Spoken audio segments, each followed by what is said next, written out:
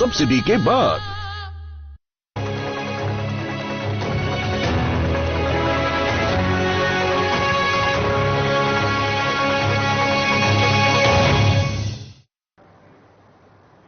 नमस्कार, स्वागत है आपका हमारे खास बुलेटिन मध्य प्रदेश छत्तीसगढ़ में। रुक कर लेते हैं खबरों की ओर, पर उससे पहले एक नजर सुर्खियों पर। प्रियंका गांधी वाड्रा के बस्तर प्रवास पर उठा सवाल। बीजेपी महामंत्री केदार कश्यप ने सीएम बघेल से पूछा सवाल। कांग्रेस सरकार पर जमकर साधा निशाना। जगदलपुर में जन दर्शन कार्यक्रम का आयोजन। साइबर संबंधी अपराध पर हुई चर्चा। महिला संबंधी अपराध से बचाव की दी जानकारी। जगदलपुर के बस्तर आर्ट गैलरी में आर्ट फेस्ट का आयोजन। एग्जीबिशन में सजी 16 फोटोग्राफर्स की फोटोग्राफी को बढ़ावा देने एग्जीबिशन का उद्देश्य। बेमेतरा में 2 दिवसीय की खूनी संघर्ष में युवक की गई जान। पुलिस की कड़ी सुरक्षा के बीच हुआ शव का अंतिम संस्कार। राजनीतिक दलों का आरोप प्रत्यारोप। जगदलपुर में ऑनलाइन जुआरियों पर पुलिस ने कसा शिकंजा। आईपीएल में ऑनलाइन सट्टेबाजों के खिलाफ पुलिस की बड़ी कार्रवाई। आरोपियों के कब्जे से 21,000 रुपए बरामद। छत्तीसगढ़ प्रदेश बीजेपी महामंत्री केदार कश्यप ने कांग्रेस नेता प्रियंका गांधी वाड्रा के बस्तर दौरे को तैयारियों में सरकारी मशीनरी के दुरुपयोग का आरोप लगाया है। उन्होंने मुख्यमंत्री भूपेश बघेल से सवाल किया और पूछा कि प्रियंका गांधी वाड्रा कौन सी जनप्रतिनिधि हैं जिनके बस्तर प्रवास की तैयारियों के लिए सरकारी अधिकारियों कर्मचारियों को जिम्मेदारी सौंपी गई। उन्होंने कहा कि मुख्यमंत्री के हुक्म पर प्रशासन के दबाव में यह सत्ता का अनैतिक दुरुपयोग किया जा रहा है। कांग्रेसी नेता प्रियंका गांधी वाड्रा के बस्तर में राजनीतिक दौरे के लिए भीड़ जुटाने का जिम्मा सरकारी अधिकारी कर्मचारियों को सौंपा जाना कांग्रेस की सरकार की पूरी तरह विफलता का प्रमाण है। मुख्यमंत्री भूपेश बघेल को यह भय सता रहा है कि उनकी नेता के कार्यक्रम में महिलाएं स्वयं नहीं पहुंचेंगी, इसलिए उन्होंने अपनी साख बचाने के लिए सरकारी मुआवजियों की भीड़ इकट्ठी करने के लिए मजबूर किया। छत्तीसगढ़ के बस्तर में 13 तारीख को प्रवास का कार्यक्रम है और वहां पर वो महिलाओं के साथ में मिलकर के उनके साथ में संवाद करने का ऐसा कार्यक्रम कांग्रेस पार्टी ने तय किया है। और इसके लिए पूरे भीड़ लाने की जवाबदारी सीओ लोग, वहां के जो अधिकारी, निचले स्तर के अधिकारी कर्मचारी हैं, उनके ऊपर वो दायित्व सौंप रहे हैं ताकि वो प्रियंका वाड्रा के कार्यक्रम में भीड़ ला सके। उनके लेटर हेड के माध्यम से ये जाहिर भी हो चुका है। मैं कांग्रेस पार्टी से पूछना चाहता हूं कि प्रियंका वाड्रा क्या यहां की विधायक है कि मंत्री है कि लोकसभा के सांसद है, जिनके लिए आपका पूरा सरकारी तंत्र इस पे जुटा हुआ है। और ये आपकी सरकार की असफलता का जीता जागता प्रमाण है कि आपको अपने योजना पर आपके अपने जो आदे आप लोगों ने किए थे वो पूरी तरीके से असफल हो चुके हैं। बस्तर और पूरे छत्तीसगढ़ की जनता आपके इस नापाक इरादे को समझ चुकी है और आने वाले चुनाव में आपको इसका परिणाम भुगतना पड़ेगा। छत्तीसगढ़ के पूर्व विधानसभा अध्यक्ष धर्मलाल कौशिक ने कांग्रेस पर निशाना साधा है। उन्होंने कहा कि कांग्रेस सरकार जिस घोषणा पत्र के सहारे सत्ता में आई है, आज उसी घोषणा पत्र को अनदेखा कर रही है। वहीं उन्होंने कहा कि घोषणा पत्र में पूर्ण शराबबंदी की बात कही थी, लेकिन सत्ता में आने के बाद शराब को ही अपने अवैध कमाई का जरिया बना दिया गया, जिसके सबसे बड़ा उदाहरण ऑनलाइन शराब बेचना है। प्रदेश में अपराध का ग्राफ लगातार बढ़ता जा रहा है। वहीं उन्होंने कहा कि सीएम भूपेश बघेल ने अपने 4 साल के कार्यकाल में केवल कमेटियां ही बनाई हैं, जिसका आज तक प्रतिवेदन की प्रस्तुत नहीं हुआ। मुख्यमंत्री जी सरकार बनने के पहले जब प्रदेश अध्यक्ष थे तब घोषणा पत्र जारी किया गया था, पूर्ण शराबबंदी की बात आई थी। उसके लिए कमेटी बनाई गई।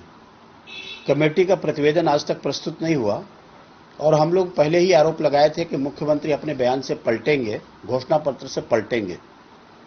और जिस प्रकार से कल से उनकी बयानबाजी जारी है कि शराब को लेकर के समाज को शामिल करना है, लोग पीना छोड़ दे तो हम शराबबंदी करेंगे, ये तो कुल मिलाकर के पलटू राम का बयान है।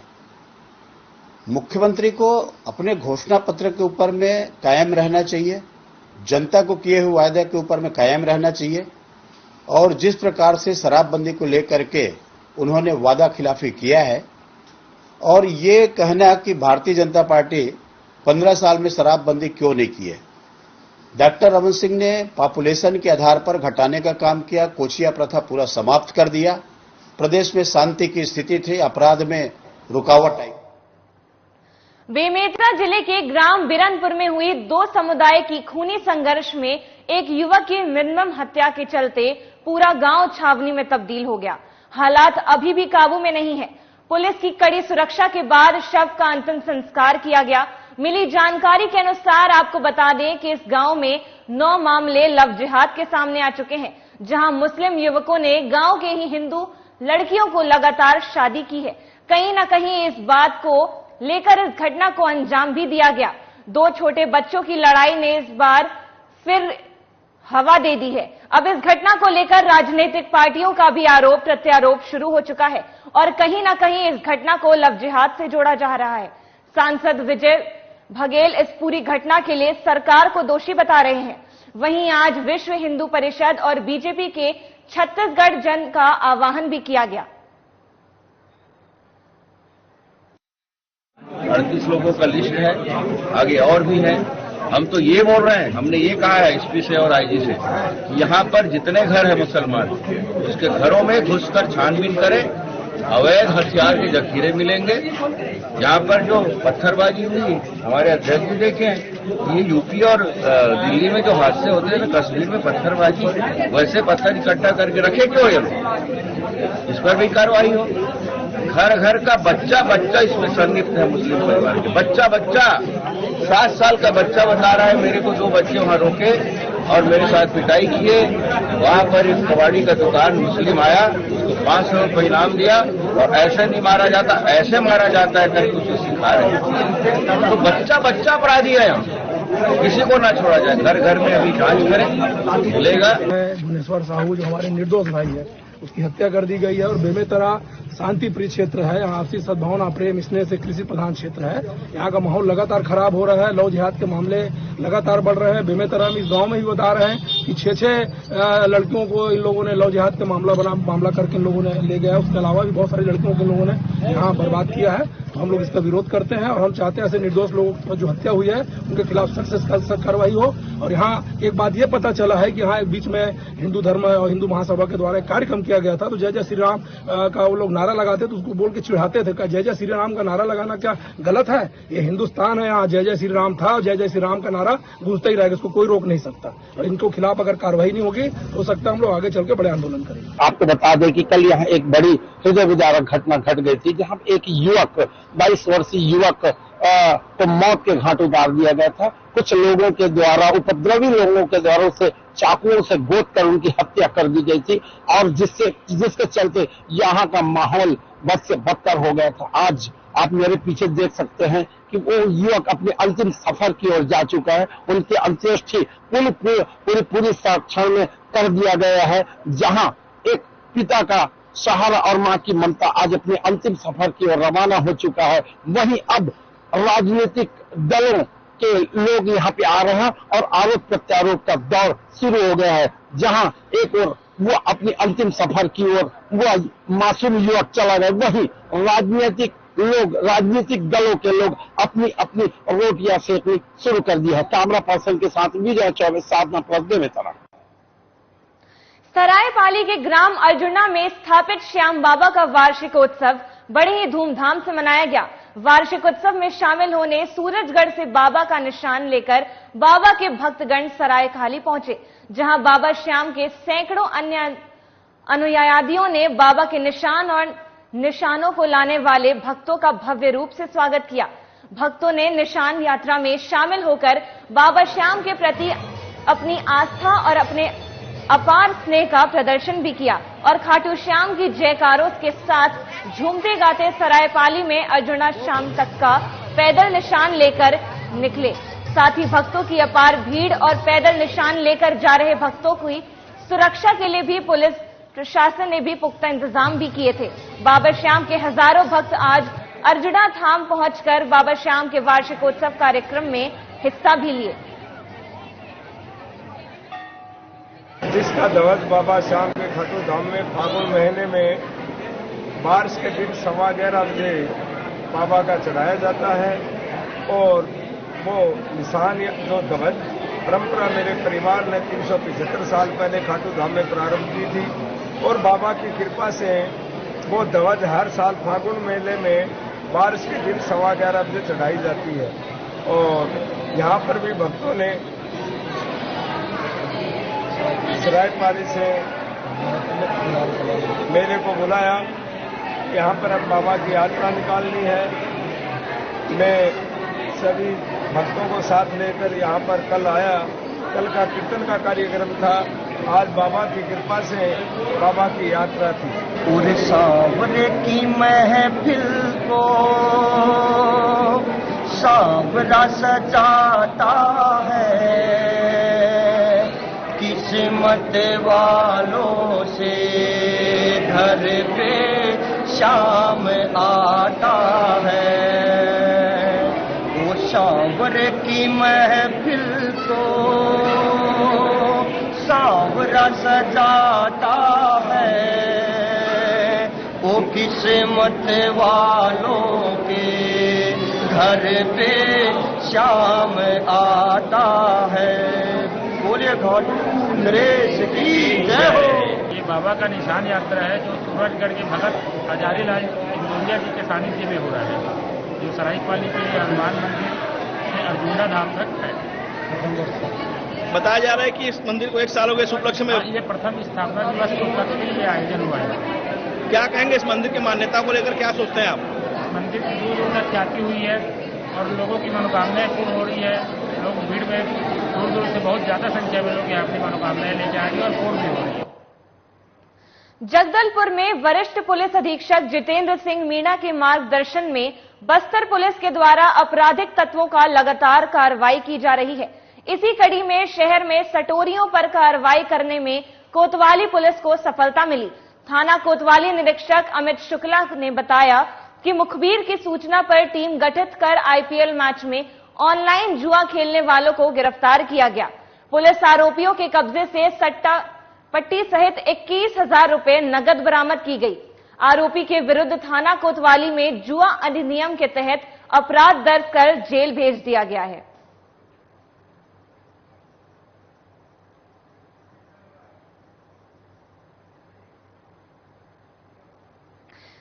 जगदलपुर में बस्तर आर्ट गैलरी में चित्र विचित्र संस्था ने आर्ट फेस्ट का आयोजन किया। इस एग्जीबिशन में 16 फोटोग्राफर्स के साथ अपनी फोटोज को एग्जिबिट भी किया गया और खास बात यह है कि पेशेवर फोटोग्राफर्स के अलावा शौकिया तौर पर फोटोग्राफी करने वाले युवाओं की फोटोज यहां लगाए गए, जो कैमरे के साथ साथ मोबाइल से भी क्लिक किए गए थे। इस दौरान जगदलपुर के चित्र विचित्र संस्था के युवा पेशेवर फोटोग्राफर विशाल सिंह सेंगर और डॉक्यूमेंट्री मूवीज निर्माता विजय लक्ष्मी ठाकुर ने साधना प्लस न्यूज के साथ बातचीत करते हुए अपने विचारों को भी साझा किया। लाई हुई हूँ और मैं यहाँ पे अभी कलेक्ट कर रही हूँ बस्तर की पिक्चर्स, और मुझे यहाँ जान के ये मिलता है कि बस्तर अनएक्सप्लोर्ड है, क्योंकि बहुत कुछ मैं जानती नहीं थी। मैं एक ट्राइबल गर्ल भी हूँ क्योंकि मैं गोंड जाति की हूँ, और मेरा ये सपना है और मेरा ये विजन है कि मैं अपने कल्चर को, अपने ट्रेडिशनल को और यहाँ के जितने भी अनएक्सप्लोर्ड बस्तर है, यहाँ के जितने भी जगहों के बारे में मैं जितना ज्यादा जान सकूँ, मैं बाहर तक पहुँचा सकूँ। मैं ये बोलना चाहूंगी कि हर आर्ट आपके पास आर्ट है तो आपको रुकना नहीं चाहिए, आपको आगे बढ़ना चाहिए। इसलिए बोलूंगी क्योंकि आपका हर एक आर्ट, हर एक एक्टिविटी आपको कहीं ना कहीं ले जाता है, और अगर आप बस्तर के लिए कुछ करना चाहते हो तो आपको करना ही चाहिए। अगर आप ब्लॉगिंग कर रहे हो, वीडियो बना रहे हो, फोटोज के जरिए लिख रहे हो, जो भी चाहते हो बस्तर के लिए, आपको करना ही चाहिए। आपको अपने बस्तर के लिए करना ही चाहिए, क्योंकि बस्तर के बारे में बहुत कम ही लोग जानते हैं। बस्तर जिले के वरिष्ठ पुलिस अधीक्षक जितेंद्र सिंह मीणा के मार्गदर्शन में संपूर्ण बस्तर जिले में आमचो बस्तर पुलिस मूलचंद्र के साथ ग्राम संपर्क अभियान के तहत जन दर्शन कार्यक्रम का आयोजन किया गया। कार्यक्रम में ग्रामीणों को साइबर संबंधी अपराधी और उनके बचाव के उपाय बताए गए। इसके साथ ही महिला और बालिका संबंधी अपराध, नशीले पदार्थ और उनके दुरुपयोगों सहित यातायात नियमों के संबंध में जानकारी भी दी गई। सीसीटीवी कैमरे की उपयोगिता के बारे में भी बताया गया। ग्रामीणों को उनके ग्राम के बीच प्रभारी और कर्मचारी के बारे में अवगत कराकर उनके मोबाइल नंबर भी दिए गए। आयोजित जनदर्शन कार्यक्रम का उद्देश्य ग्रामीणों और पुलिस के मध्य दूरी को कम करना और ग्रामीणों के मन में पुलिस के प्रति झिझक को दूर करने हुए सकारात्मक छवि बनाना है।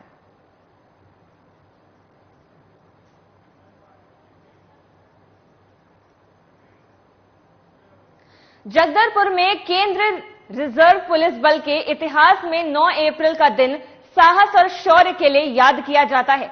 महानिदेशालय केंद्रीय रिजर्व पुलिस बल के निर्देशानुसार हर साल की भांति इस साल भी 9 अप्रैल को जगदलपुर में 80वीं वाहिनी के अधिकारियों और जवानों ने शौर्य दिवस मनाया और केंद्रीय रिजर्व पुलिस बल के जवानों के द्वारा किए गए वीरतापूर्ण कार्य को भी याद किया गया और उन शहीद जवानों के प्रति अपनी श्रद्धांजलि अर्पित करते हुए मौजूद अधिकारियों और जवानों के सत्य और कर्तव्य निष्ठा का संकल्प भी लिया।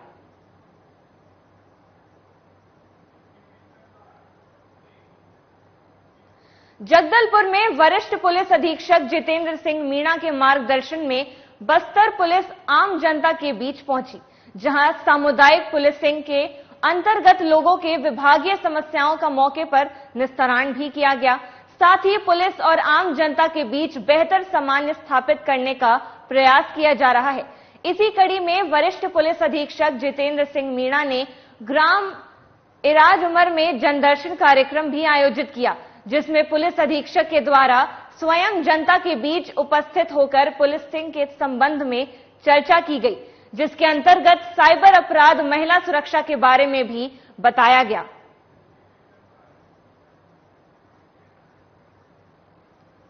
बिलासपुर में पुलिस कप्तान संतोष सिंह नशे से दूर रखने के लिए लगातार लोगों को अपील कर रहे हैं और निजात अभियान भी चलाया जा रहा है, जिससे नशे को ना और जिंदगी को हां का नारा दिया गया है।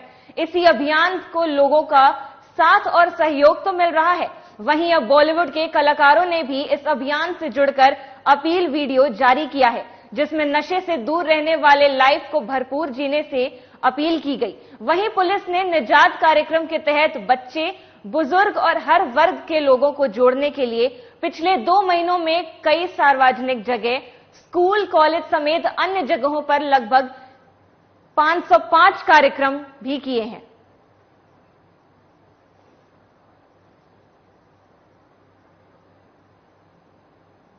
ड्रग्स को ना और जिंदगी को हाँ कहिए। स्वस्थ रहिए, मस्त रहिए, व्यस्त रहिए, पुलिस को सपोर्ट कीजिए। नशे को ना कहिए और जिंदगी को हाँ कहिए। जीना सीखिए, जिंदगी बहुत खूबसूरत है, नशा उतना ही बदसूरत है। निजात पाइए, पुलिस को सपोर्ट कीजिए। ड्रग्स को ना और जीवन को हाँ कहिए। निजात अभियान में पुलिस की सहायता करें। जय।